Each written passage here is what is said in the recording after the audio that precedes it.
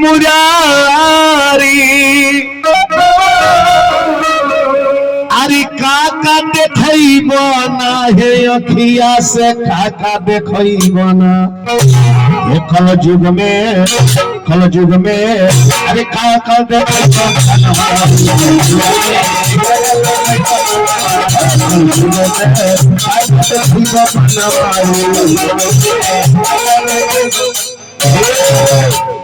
एक कल युग में काका दिखैबो बनवारी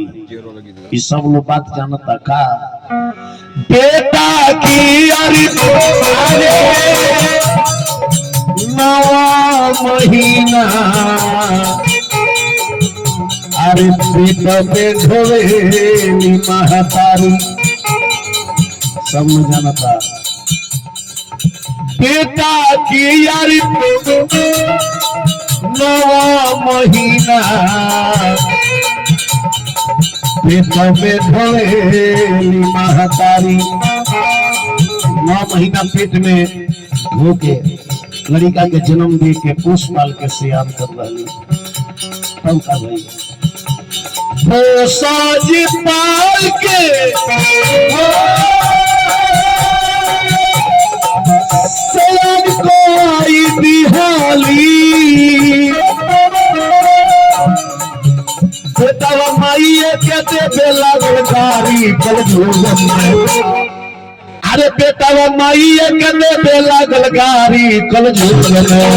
काका देखैबो बनवारी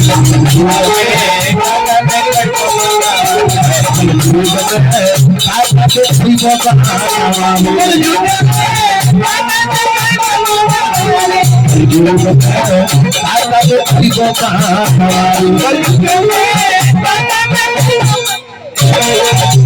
ध्यान रखबा एक ही गो पेट से 2 गो भाई आपस में करे लड़ाई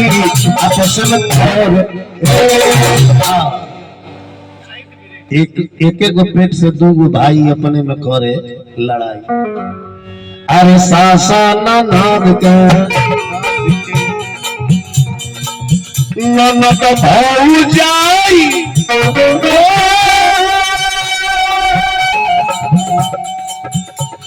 आपस में लड़ेली देखो तारी बुढ़िया बेचारी कल युग में काका देखैबो बनवारी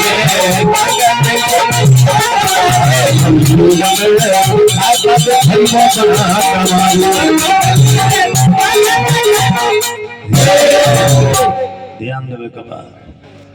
लोग बार गांव बांधे चलता पूरा गांव को एकत्रित कर लेंगे हम अपन लड़का तो अपन हाथ में बांधते नहीं कहता गांव के बांध ले अपन परिवार बनाते नहीं के तो गांव बना जाई लोग कहता हमार जात एक होकर रहो तार भाई एक नहीं कहता तार जात एक ना हो जाई पहले भाई एक होकर दिखाओ भाई देखिए यही में देखिए हौ गिरी बाबा हौ संग में पाड़े तिवारी हे पाड़े संगे कहुए मारा मारी पाड़े संगे कहुए मारा गिरी बाबा बीच में तिवारी पाड़े संगे कहुए मारा मारी कहिया पिपराइज में जग में रनी हसन तो यहाँ के भंडारा बनाई ले खूब बढ़िया यहाँ के मन से बना दी तो की तो भर पेट यहाँ के खाए ना तो कोनो गाय भर पेट खाए कोहड़ा के सब्जी बनौले रही अरे 1 किलो कोहड़ा में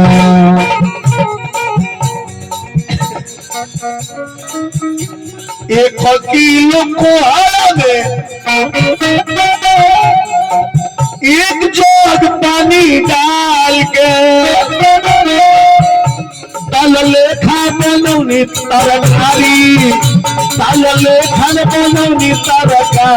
कल युग में काका देखैबो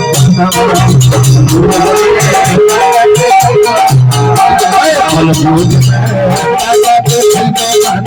बनवारी को जोग मन करने खाइबा बन मारी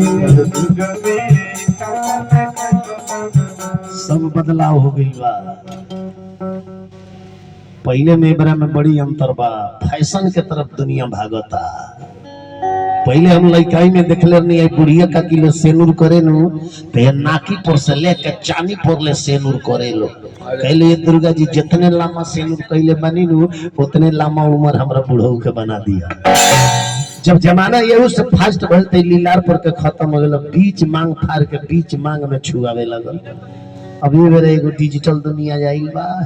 केसिया हैंगा झाड़ के हेने से ओईठ के तानी मनी ले के हेने बाईपास में छुआवता है। मेन रोड जाम बा, बाईपास में हवा खाता है। हमारा बुझाता जो 20 बरस के बाद अब हेनहिया से उठा के हेनहिया छुआ के में बांध दिए जे एही में बुझ बुझी बिगत